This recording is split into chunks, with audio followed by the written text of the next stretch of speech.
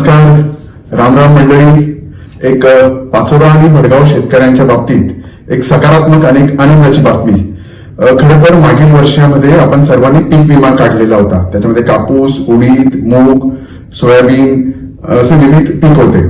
पण मागील वर्षी कमी पावसाचा खंड, त्यामुळे आपल्या उत्पन्नामध्ये तूट झाली होती. अपेक्षित असलेलं उत्पन्न त्यावेळेस झालं नव्हतं.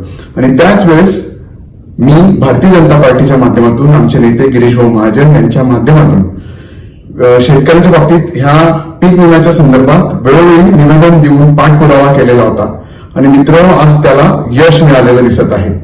आज उत्पन्नावर आधारित असलेलं पीक मार्गदर्शक तत्वानुसार, म्हणजे त्याला इल्ड बेस्ड क्लेम आपण असं म्हणू शकतो, हे आज शासनाने मंजूर केलेलं आहे पीक विमा कंपनीच्या मार्फत. आणि आज साधारण 105 कोटी रुपये पाचोरा आणि भडगाव तालुक्यामधील शेतकऱ्यांच्या खात्यामध्ये जमा होण्यास सुरुवात झालेली आहे. म्हणजे त्यामध्ये प्रामुख्याने पाचोरा तालुक्यातील 46,000 शेतकऱ्यांना साधारणतः 94 कोटी रुपये मिळणार आहे. आणि साधारणतः 24,000 शेतकरी जे असतील यांना 12 कोटी रुपयापर्यंत हे भडगाव तालुक्यामध्ये पैसे मिळत आहेत.